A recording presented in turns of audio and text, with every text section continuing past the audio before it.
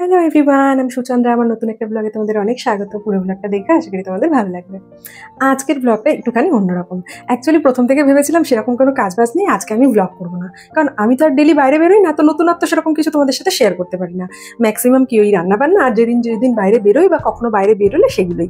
But আজকের না একদম একটা সার্টেন প্ল্যান বলে না, সেরকম একটা কিছু। আর এত সুন্দর জায়গায় গেছি, ভাবলাম তোমাদের সাথে না শেয়ার করলে চলবেই না।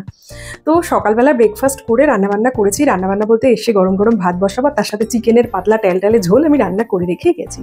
ব্রেকফাস্ট করার পরে চিনির মিড মর্নিংয়ে ফ্রুটসের টাইমটা হয়েছিল, একটা আপেল টিফিন বক্সে কেটে নিয়ে নিয়েছি, তার সাথে কিছু কালো কিশমিশ ধুয়ে নিয়ে নিয়েছি।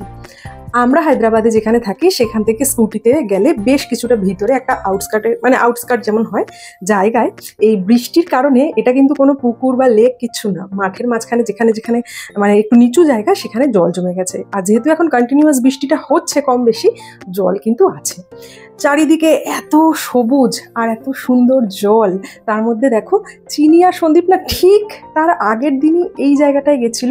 ওরা না লিটারেলি ময়ূর দেখেছে জানো, এরকম পাখা তুলে।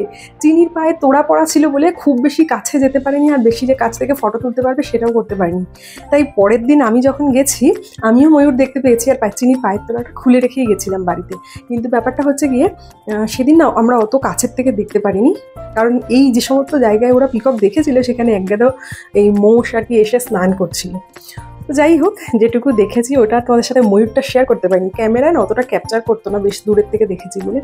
কি যে ভালো, চারিদিকটা সবুজ, আকাশের রঙটা দেখো মেঘ করে এসছে, আর বর্ষায় গাছপালাগুলো যেন আরও প্রাণবন্ত হয়ে উঠেছে। ওইখান থেকেই আস্তে আস্তে রাস্তায় একটা জায়গায় দেখো এরকম সুন্দর একটা শিব মন্দির আছে। সাউথের মন্দিরগুলোতে দেখো একটুখানি মানে আলাদা হয় আর কি। আর ওখানেই দেখো কত ফুলের গাছ, আর কি কালারফুল, দেখে না চোখ জুড়িয়ে যায়। মানে এত আইসুদিং সব কিছু, মানে প্রকৃতি হয় না, প্রকৃতি মানুষ বলে যে প্রকৃতি এমনি সুন্দর, সত্যি এমনি সুন্দর। সমস্ত ফুল দেখো, প্রকৃতি এত আইসুদিং আর এত ভালো লাগছিল। আর ঘরের কাজকর্ম সব করেই গেছিলাম, এসে ভাত বসাবার, আমরা তিনজন স্নান করবো, দেন লাঞ্চ, ওই জন্য কোনো তাড়াহুড়ো ছিল না। তোমরা ইভেন বিশ্বাসও করবে না, আমি কিন্তু ঘরে পরার জামা পরেই চলে গেছিলাম, যে যেমন জামা কাপড় পরা ছিলাম ওরকমই চলে গেছি, কারণ এসে স্নান করব। আর ঝিরিঝিরি বৃষ্টি হচ্ছিল বলে ওর জন্য কিছু চেঞ্জও করিনি। হয়তো বেশি প্ল্যান করে করতে গেলে হয়তো আমাদের এত সুন্দর সময়টা কাটানো হতো না। তো মন্দিরের ওখানেও আমরা বেশ কিছুক্ষণ বসে হাওয়া খেলাম, তারপরে একটুখানি ফুল গাছগুলো দেখছিলাম। আর দেখো একদম সবুজ করিডোরের মাঝখান থেকে আসছি, কি যে ভালো লাগছিল আমি কি বলবো। মানে সামনে থেকে যখন এখান থেকে যাওয়া আসা করেছি ওটা আরও মানে এক্সপিরিয়েন্স ভালো ছিল। দেখো বাড়িতে এসে সবে ঢুকেছি, ও একটু বসছে, ওকে বললাম সোফায় বস, আমি হাত পা ধুয়ে দেবো, নাহলে একবারে স্নান করাতে নিয়ে যাবো, বসছে দৌড়েই যাচ্ছে। আসার সময় ঘরে না একদম শশা শেষ হয়ে গেছিলো, চিনিটা শশা বেশ ভালো খায়, তো সবসময় এনে রাখে, নিয়ে আসলাম, সাথে একটু পাঁপড়ের প্যাকেট। তো ভাত বসিয়ে দিয়েছি, আর এই হচ্ছে চিকেনের ট্যালটালে একদম ঝোল। আর তারপরে একে একে সবাই আমরা পরপর স্নান করে চলে এসেছি। আসার সময় কিছু আকন্দ ফুল ছিঁড়ে নিয়ে এসেছিলাম রাস্তার পাশের গাছ থেকেই, সেটাই এসে দেখো মহাদেবকে দিয়েছি। কি ভালো লাগছে দেখতে, আমি তোমাদের সাথে বেশ কিছু ফটোও শেয়ার করেছি, দেখবে দারুণ সুন্দর আর কি ভিউ।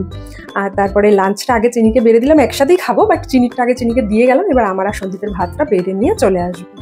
তো চিনিকে আজকে ও নিজে নিজে বলে ভাত মেখে খাবে বলে, আজকে আমি আর লেবু দিয়ে মেখে দিইনি, তো আমি ওকে বললাম ঠিক আছে তুমি নিজে মেখে নাও, না পারলে আমাকে বলো, মেখে দিচ্ছি।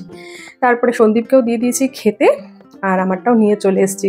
আমি আর সন্দীপ একটু মুভি দেখবো বলে টিভিও চালিয়েছে, তো চিনি ওই পাশে বসেছে, আমি আর সন্দীপ পাশে বসে খেলাম।